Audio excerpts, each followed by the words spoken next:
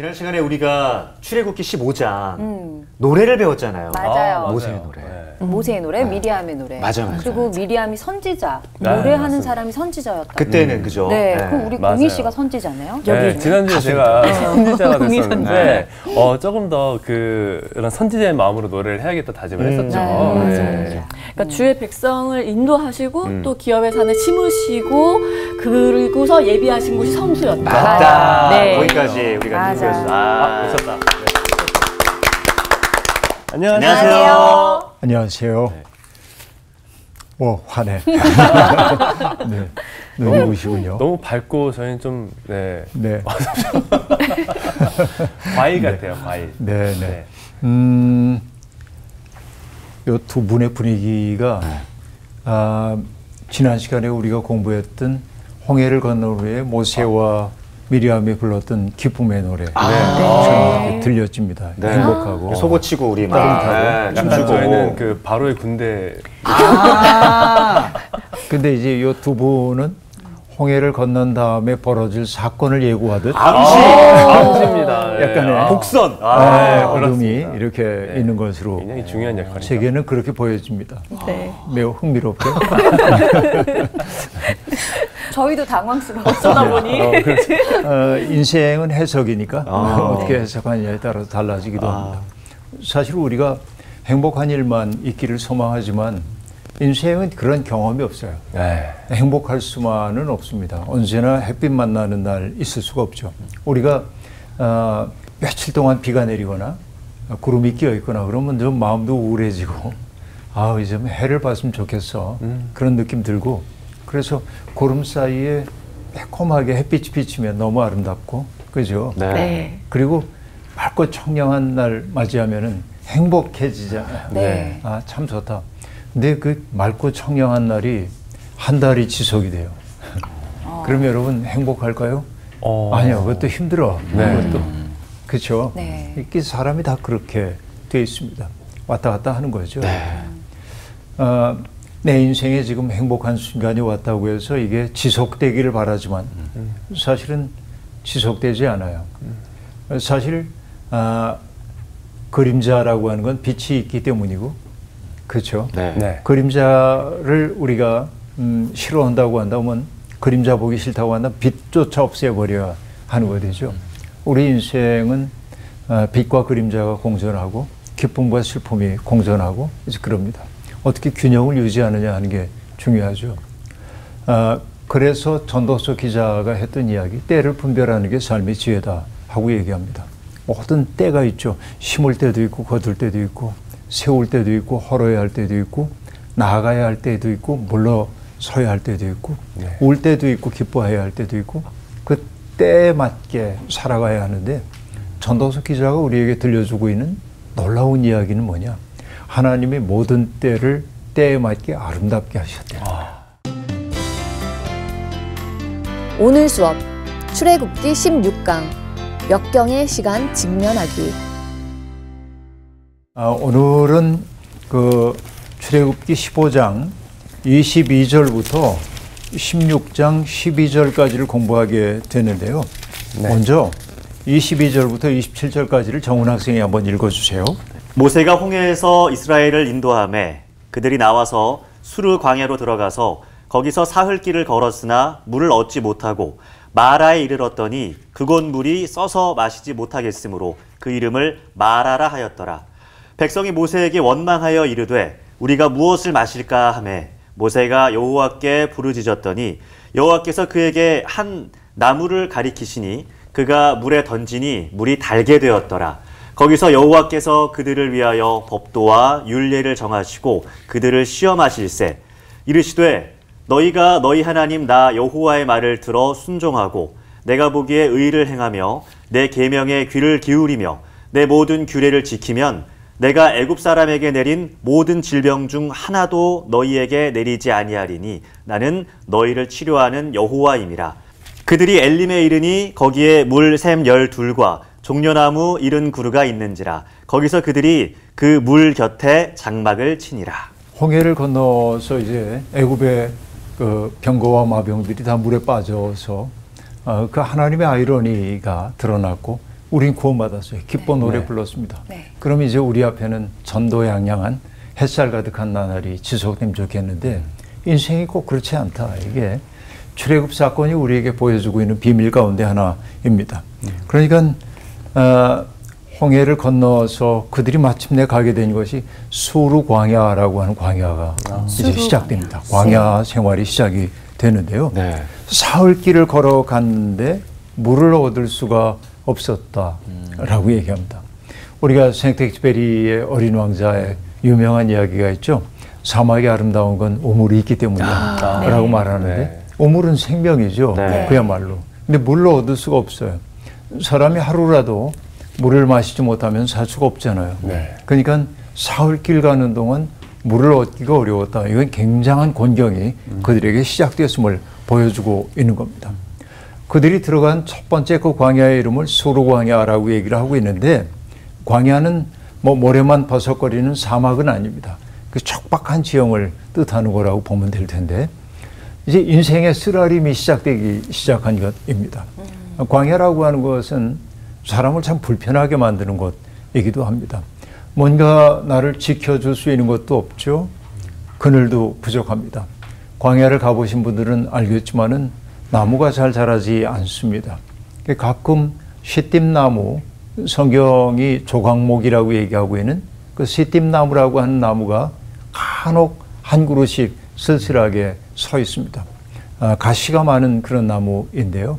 그 시띠나무는 화렵수처럼 화려하지는 않습니다. 척박한 곳에 자라기 때문에. 그러니까 그늘도 보잘것없습니다. 그러나 광야를 가본 사람들은 압니다. 그 시띠나무 아래 들어가도 그 그늘만으로도 시원해요. 그러니까 얼마나 나무 한 그루가 귀한 것인지 모릅니다. 우리처럼 나무가 지천으로 있는 사람들이 느끼기 어려운 그런 감동이 나무들에게 있음을 알 수 있겠는데요. 제가 좋아하는 테오도르 모노라고 하는 그 프랑스 분이 있는데 사막의 순례자라고 하는 책에서 이런 말을 합니다. 사막은 어떤 곳이냐? 광야를 뜻하기도 하겠습니다만 어떤 나약함도 허락하지 않는 엄격한 교육자이다. 광야를 거닌다고 하는 것은 나약한 사람은 광야에서 살 수가 없는 겁니다. 강인해져야 합니다. 그리고 사막이 갖고 있는 아름다움도 있습니다. 사막은 생략하는 법을 가르쳐준다 하고 말합니다. 우리는 도심에 살면서 물건들 우리 집에 있는 거 다 끌어 집어내놓으면 어마어마하게 많을 거요. 그렇죠? 네. 근데 그거 다 쓰고 살지는 않거든요. 맞아요. 그러니까 제가 때때로 광야 이렇게 가보면 베두인 천막 보면은 너무나 심플한 거예요. 단순해요. 옷 한두 벌, 그리고 가재도구라기보다는 조리도구 몇 개, 이 정도 가지고 아주 단순하게 산단 말이죠. 생각해 보면 그래 이렇게도 살 수 있는데 우리는 뭐 이렇게 많은 거 쌓아두고 사나 하는 생각이 드는데 광야 혹은 사막은 생략하는 법을 가르쳐준다. 그렇게 얘기합니다. 뿐만 아니라 사막은 영혼을 조각하고 육체를 단련시키는 곳이다 라고 얘기합니다.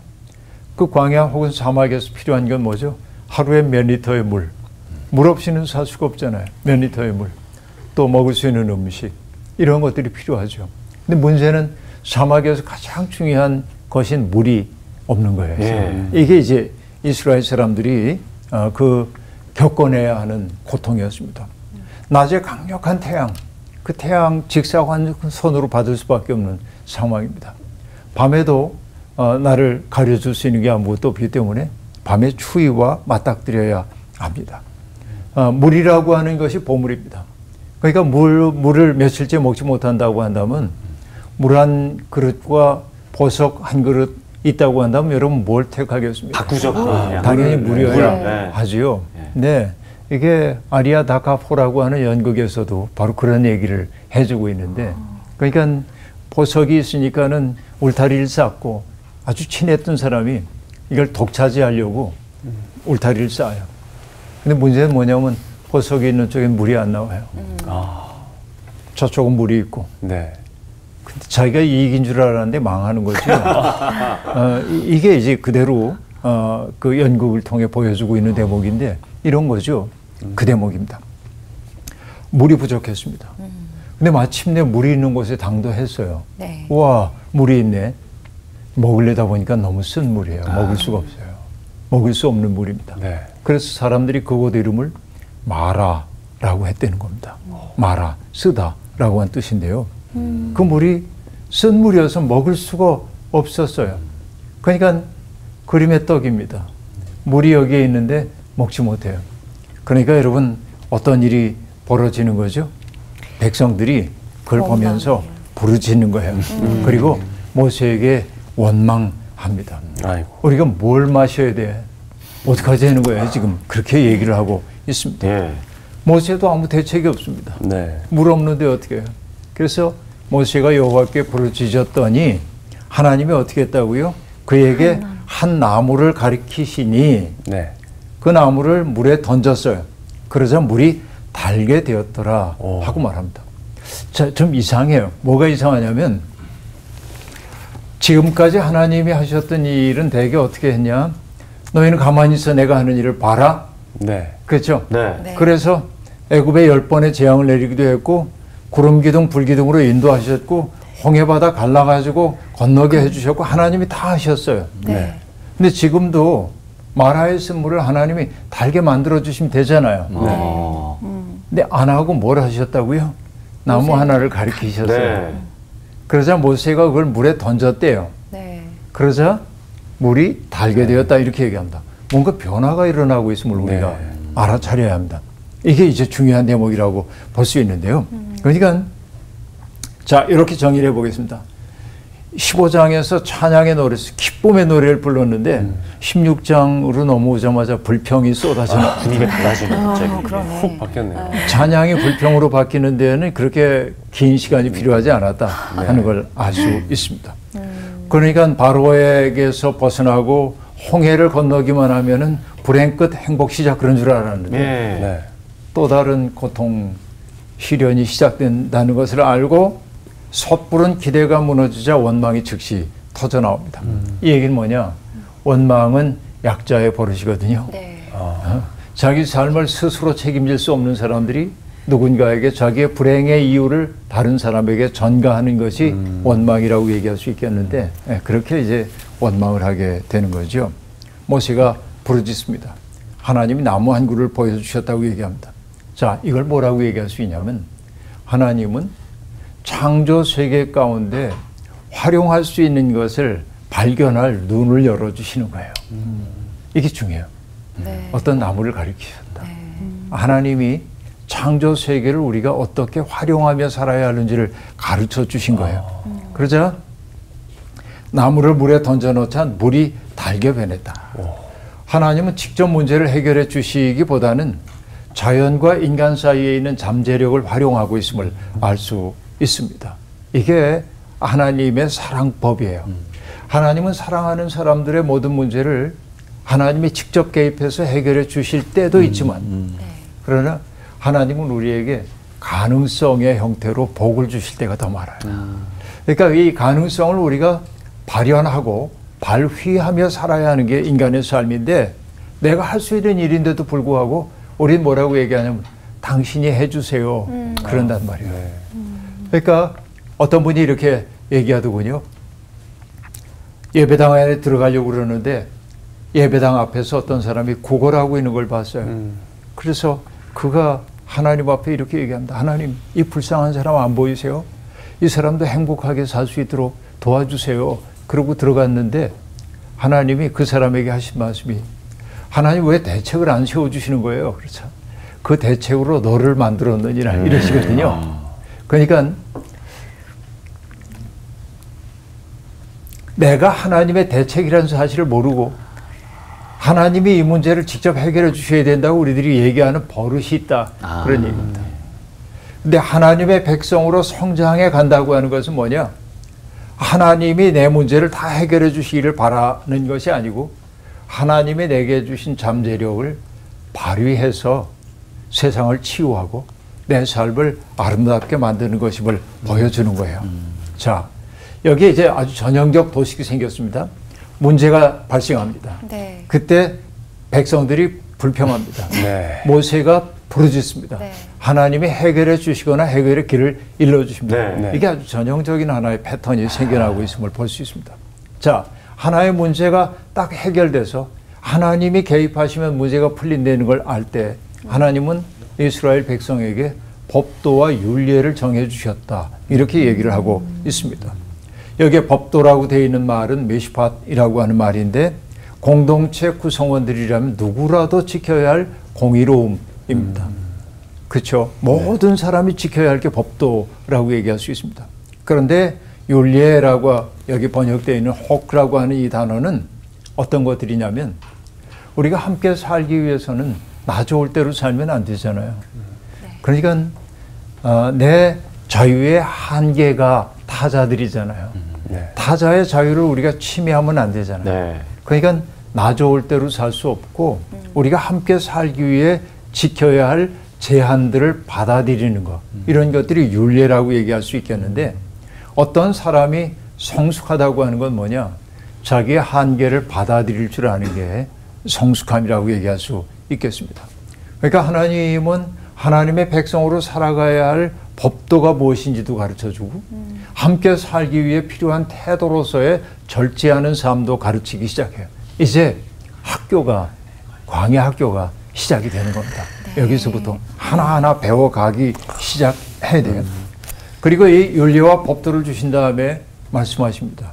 하나님의 말씀에 순종하고 의를 행하고 순종한다는 것은 의를 행하는 것을 의미합니다. 그리고 계명에 귀를 기울이고 모든 규례를 지키면 애굽 사람에게 내렸던 질병이 너희들을 괴롭히지 않을 거다라고 약속을 하고 있습니다. 자, 여기에서 귀를 기울이라라고 하는 말이 참 중요합니다. 네.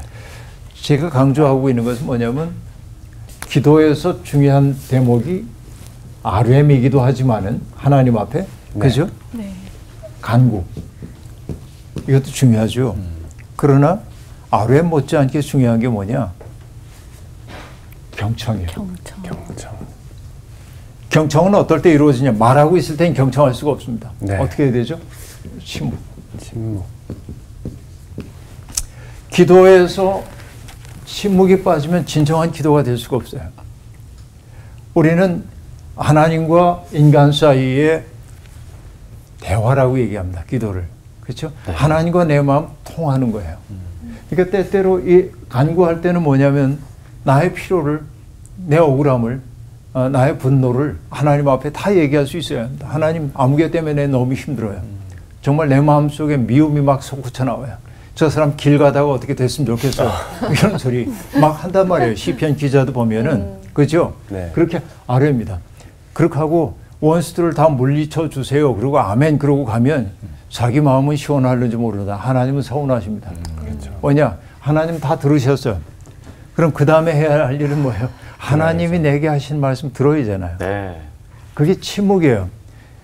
우리가 침묵을 얘기하는 까닭은 그냥 말 없음을 얘기하는 게 아니에요. 뭐 하기 위한 겁니다? 경청하기 위한 거야. 하나님은 내 마음속에 뭐라고 하실까? 이 경청을 하기 시작해야 하는 것인데 계명에 귀를 기울이라라고 하는 게 경청. 네. 이렇게 경청한다고 하는 것은 그 하나님의 마음을 내 속에 맞아들임을 의미해요. 그러고 나면 우리가 함부로 살 수가 없는 거죠. 그때 하나님이 하신 일이 뭐냐면 너희들이 질병의 고통을 당하지 않게 될 거다.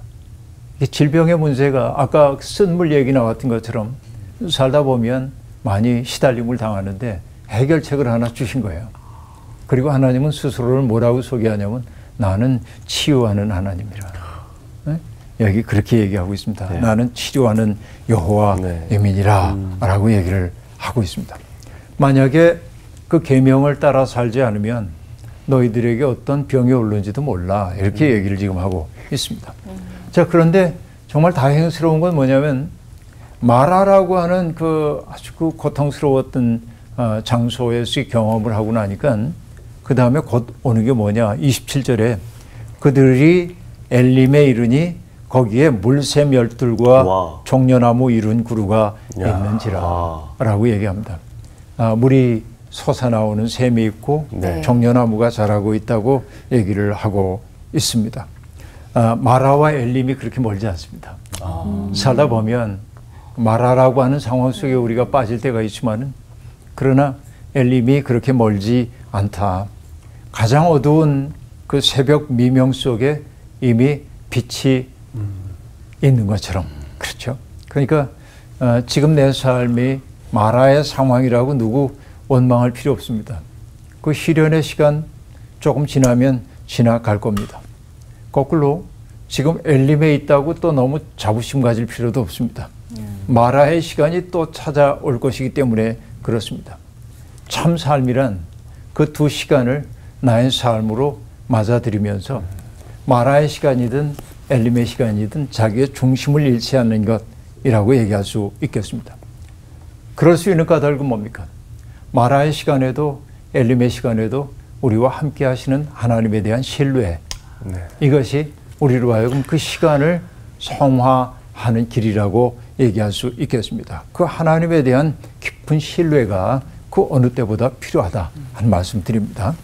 그 다음에 16장 오늘 1절부터 12절까지를 공부할 텐데 여러분 엘림 좋죠? 너무 좋은데요. 물샘 12이 있고 네. 종려나무 79루가 있고 네. 뭐 사람들은 12라고 하는 숫자와 70이라고 하는 숫자가 성경에서는 각별한 숫자니까 네. 뭔가 의미 부여를 하고 싶어 합니다. 뭐 그것도 의미 없지는 않습니다. 그러나 엘림에 정착하여 살 수는 없습니다. 그렇죠. 네. 약속의 땅을 향해 가는 가야 도중에 있기 되니까. 때문에 네. 그렇습니다. 우린 때때로 살다가 그냥 여기 머물렀으면 좋겠다 하는 생각이 들 때가 있습니다. 네. 그렇죠. 네. 이건 괴테 파우스트에도 나오는 얘기인데요. 이 순간이 아름답다고 여기 머물고 싶다고 할 때 영혼을 파는 거예요. 그때 떠나가는 거예요. 그러니까 우린 때때로 머물고 싶은 장소에 서도 떠나야 할 때가 있습니다. 엘림은 거쳐가는 곳이지 머무는 곳은 아니다. 이거 우리가 받아들일 수 있어야 합니다. 앞서 그 물이 없어서 고통을 받았던 광야의 이름이 술광야였는데 네. 수르광야였는데 이제는 그 광야를 지나고 나니까 또 다른 광야가 그들 앞에 기다립니다. 신광야입니다. 신광야, 신이라고 하는 광야예요. 거기도 황량하기 이를 데 없는 광야입니다. 바람이 세차게 불어올 때면 몸을 숨길 만한 곳조차 없는 그곳을 터벅터벅 걸어요. 간신히 걷는 아이들, 노인들 함께 거기를 걷는다고 생각하면 암담하기 이를 데 없는 행렬이었을 겁니다. 그리고 탈출 공동체가 수르광야를 지나서 신광야에 들어선 때를 애굽에서 나온 후 둘째 달 15일이라고 얘기하고 있습니다. 네. 네. 그럼 며칠 정도 지난 거죠? 한 45일 이 정도 지나갔습니다. 45일쯤 살면 광야가 익숙해질까요? 그럴 법도 하지만 도무지 익숙해지지 않는 이것입니다. 근데 여러분 사람이 그렇습니다. 어려움이 계속되면 처음에는 맞서 싸우려고 그러다가 그 어려움이 계속되면 그 다음엔 어떠냐면 포기 상태에 이를 때도 있습니다. 그냥 포기만 하면 괜찮은데 그 중첩된 어려움은 내가 가슴에 품고 있었던 비전을 약화시킵니다. 내가 지금 길 가는 존재라고 하는 거, 약속의 땅을 향해 가는 존재라고 하는 것을 잊어버리게 만들어요. 망각해요. 비전이 약화될 때 나오는 게 뭐냐면 현실의 괴로움을 초래한 이들에 대한 원망 같은 것들. 전에도 얘기했던 것처럼 사람들은 자기의 삶을 도무지 이해할 수 없을 때 항상 탓해야 할 누군가를 찾게 마련입니다.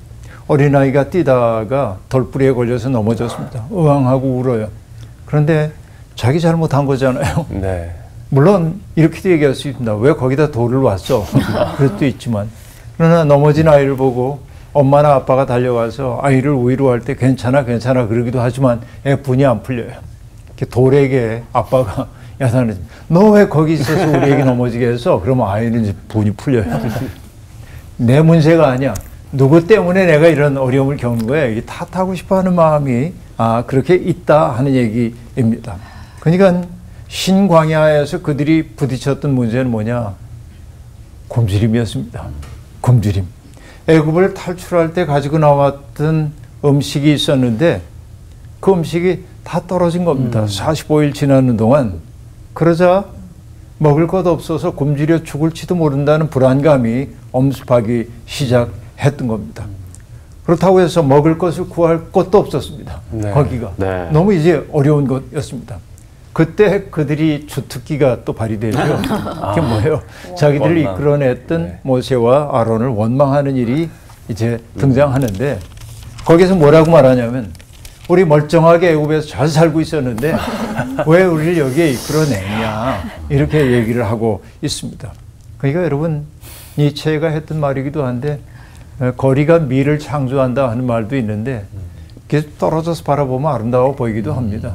그렇죠. 이런 얘기도 있거든요. 어떤 사람이 밭에서 호미를 가지고서는 콩밭을만 메고 있는데 콩밭에서 호미질 해보셨습니까? 참 힘듭니다. 여름날에 이 까끌까끌한 거 이렇게 닿기도 하고 얼마나 뜨거운지 모릅니다. 근데 보니까는 어떤 사람이 호랑이를 타고 가는 거예요. 덜미를 딱 붙잡고. 그래서 이 사람이 지구에 있던 호미를 땅에다 탁상 내려놓으면서 어떤 놈은 팔자 좋아서 호랑이 타고 놀고 난 이게 뭐야 그랬는데 사실은 그게 아니라 어떤 사람이 나무 하려고 나무 위에 올라갔다가 밑에 호랑이가 있는지도 모르고 졸다 떨어졌는데 호랑이 등 위에 떨어진 거예요. 아이고. 그러니까 죽지 않으려고 죽으라고 매달렸는데 그렇죠? 오해를 했네요. 만든 얘기이긴 하지만 우리는 언제나 다른 사람은 한가로워 보이고 좋아 그렇죠. 보이고 내 삶만 힘들게 느껴지는데 그렇죠. 이게 똑같은 거예요.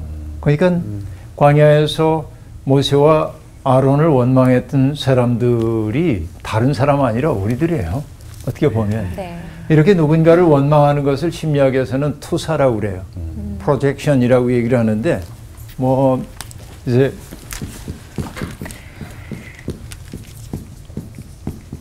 이렇게 프로젝션 하는 건데 빛을 그쪽에 던지는 거예요.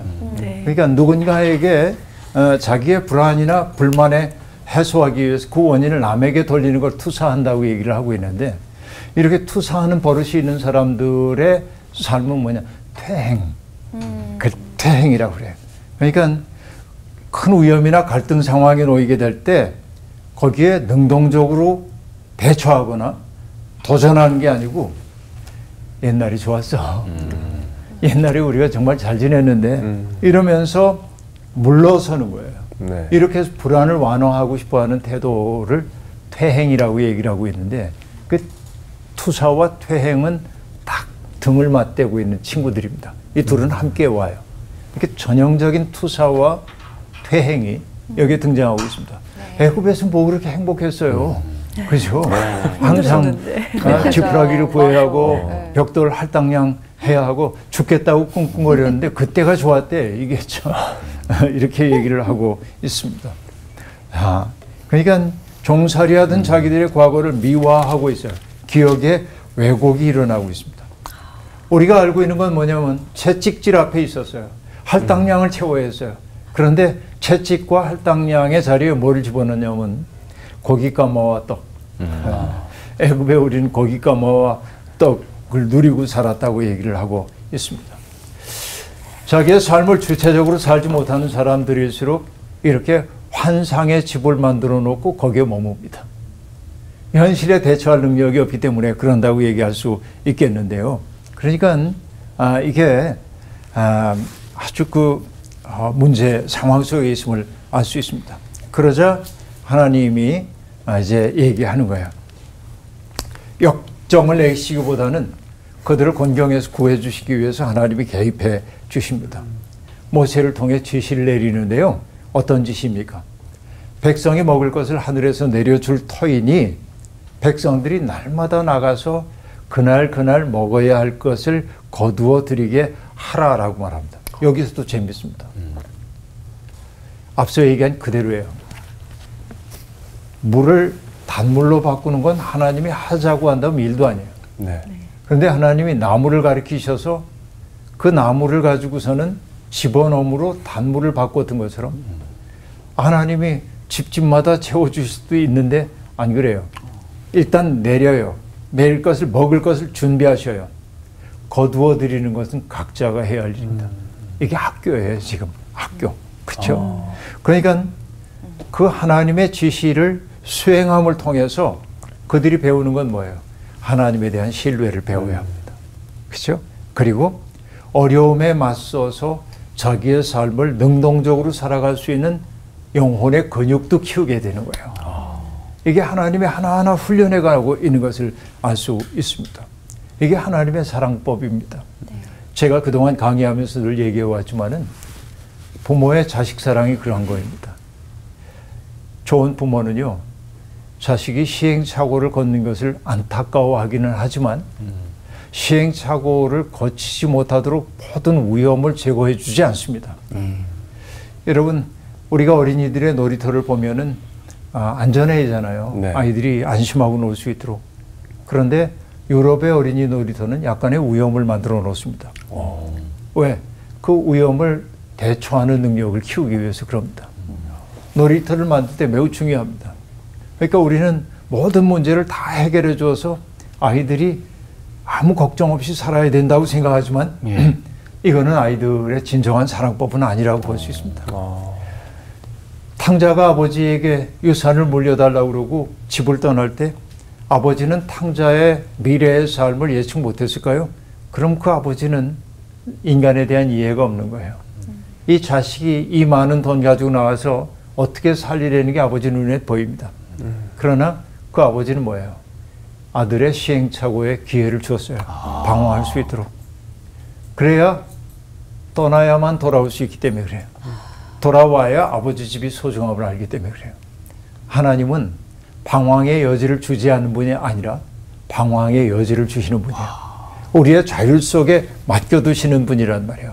바로 이런 얘기죠. 아무것도 아닌 것 같지만은 하나님이 집집마다 채워주시지 않고 내가 내릴 테니까 각자 거두어 드려야 돼. 이렇게 지시한 것은 하나님을 신뢰하는 법을 배워야 하고 자기의 삶을 능동적으로 살아내는 연습을 하도록 하기 위한 하나님의 사랑입니다.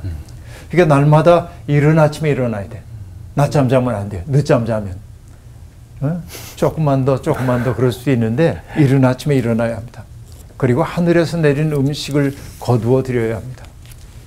이것이 이제 익숙해질 때 그 리듬이 몸에 뵐 때 하나님에 대한 감사와 신뢰도 깊어질 것이라고 얘기할 수 있습니다. 네. 근데 한 가지가 더 있죠. 여섯째 날에는 어떻게 한다고요? 거두는 것에 갑절을 거두어 드려야 한다고 얘기하고 있습니다. 네. 뭘 얘기하는 걸까요? 이게 왜 갑절을 안식일을 준비하고 있는 거죠. 그러니까 아직은 안식일 계명이 10계명에 의해 주어지지 않았잖아요. 그런데 안식일의 초기적 형태가 이런 방식으로 얘기되고 있음을 알 수 있습니다. 안식일이라는 게 편안한 한자에다가 숨을 뜻하는 식자를 쓰거든요. 네. 그러니까 숨이 평안해지는 게 안식이에요. 그렇죠? 이렇게 해서 쓰는데 숨이 평안해져. 여러분, 우리는 숨가쁘게 살잖아요. 사는 거. 네. 숨가쁘게 질주하며 살고 있습니다. 왜? 남들과의 경쟁에서 이기기 위해서 그런단 말이죠. 네. 그렇죠? 그러니까 숨가쁘게 질주할 때 여러분 빠름 속에서는 진정한 사유라는 게 불가능해요. 그렇죠? 네. 빠른 것은 사유가 불가능합니다. 또 빨리 달리다 보면 주변을 살필 수가 없습니다. 주변 시가 부족해져요. 그러니까 내 곁에 사람들이 있다는 사실을 잊도록 되어 있어요. 하나님은 그래서 이 경쟁의 세상에 살고 있는 사람들에게 일종의 멈춰. 그래야 자기의 삶의 근본을 돌아볼 수 있기 때문에 그래요. 내 삶이 어딘지, 내가 지금 어디를 향해 가고 있는지, 그리고 멈춰야 보이는 것들이 있어요. 주변 세계도. 이게 안식일이라고 얘기할 수 있겠는데, 그때 숨이 가지런해지는 거예요. 숨이 가지런해질 때 느끼는 게 뭐죠? 평화. 샬롬의 세상이라고 하는 것은 이럴 때 온단 말이죠. 내가 숨가쁠 때는 평화가 없어요. 이게. 물론 운동하지 말라는 얘기가 아니고 이게 다른 얘기인 거 아시죠? 네. 그러니까 욕망 충족을 위해서 남들과 경쟁하느라고 질주하다 보면 평화가 없어요. 내 마음속에. 감사도 없고. 근데 멈추어 서라고 하는 거예요. 그렇죠? 그리고 6절과 7절에 이렇게 얘기합니다. 6절 끝부분에 이렇게 얘기해요. 모세와 아론 저녁이 되면 너희가 여호와께서 할 것이요 아침에 하고 얘기합니다. 네. 6절과 7절로 이어지고 있는데 왠지 어디서 본 것 같은 도식이에요. 네. 어떤 도식입니까? 제가 얘기하면 즉시 알 거예요. 저녁이 되고 아침이 되니 이는 첫째 날, 창세기에 이는 둘째 날이냐. 그러니까 지금 이 만나를 내리는 이 사건을 통해서 하나님이 사람들을 초대하고 있는 세상이 뭐냐면 하나님의 새로운 창조의 세상. 새로운 창조의 관점에서 이 사건들이 기술되고 있음을 우리들이 알 수 있습니다. 하나님이 하시는 일은 언제나 창조의 사건이에요. 그러니까 오늘 우리에게 주어져 있는 이 시간은 하나님의 창조의 시간이란 말이죠. 그것을 출애굽기 이 부분은 이렇게 아름답게 드러내고 있음을 알 수 있습니다. 창조는 하나님의 영역입니다. 네. 백성들은 뭡니까? 그 하나님의 영광을 보게 되는 거예요. 어떨 때 보게 돼요? 멈춤 속에서, 침묵 속에서 보게 되는 거예요. 그때 우리 속에 터져나오는 것이 뭡니까? 하나님이 나와 함께 계셔. 이런 반복적 의뢰, 날마다 나가가지고 이제 거두어드리고 이렇게 해서 이런 의뢰를 통해서 하나님이 나와 함께 하신다는 사실을 몸과 마음 속에 새기는 행위, 이런 것들이 의뢰란 말이죠. 일상의 모든 순간이 의뢰가 될 수 있음을 보여주고 있어요. 네. 아침에 깨어나가지고 우리 식으로 얘기하면 밥을 짓고 그리고 가족들이 저마다의 삶의 자리로 돌아가고 또 저녁이 돼가지고 집으로 돌아오고 이 모든 일들이 저녁이 되고 아침이 되니 여호와의 영광을 보는 거예요. 우리의 삶이 바로 이런 삶이 되어야 한다. 오늘 내가 아침 밥을 먹는다는 것도 가족들이 저마다의 삶의 터전으로 가는 것도 또 가족들이 돌아오는 것도 저녁이 되고 아침이 되니 이는 몇째 날이니라 하는 것처럼 내가 하는 것처럼 보이지만 하나님의 창조의 사건임을 보여주고 있는 것이죠. 백성들이 그래서 광야를 바라봅니다. 그러자 여호와의 영광이 구름 속에 나타나는 것을 보았다 하고 얘기를 하고 있습니다. 네.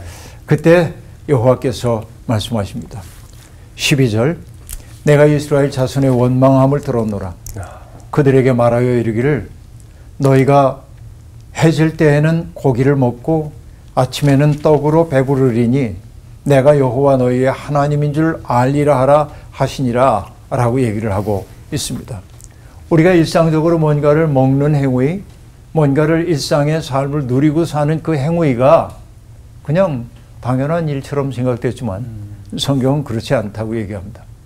바로 그럴 수 있음 그 자체가 하나님의 하나님 되심을 우리에게 입증해 보여주고 있다는 거죠.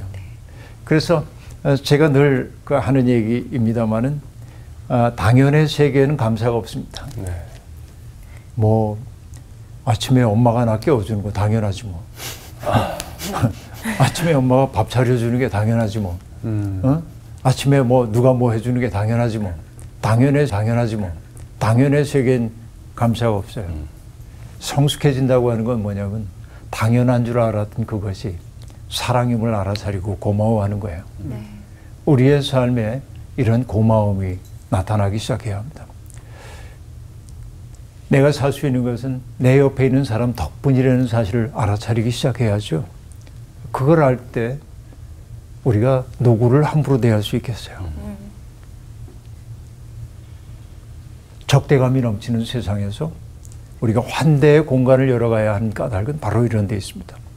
먹고 마시는 일상적인 그 행위가 하나님의 현존하심을 드러낸다는 사실을 성경은 우리에게 여실히 보여주고 있습니다. 우리의 사랑이 그렇게 무르익어 갈 수 있기를 바랍니다. 고맙습니다. 감사합니다.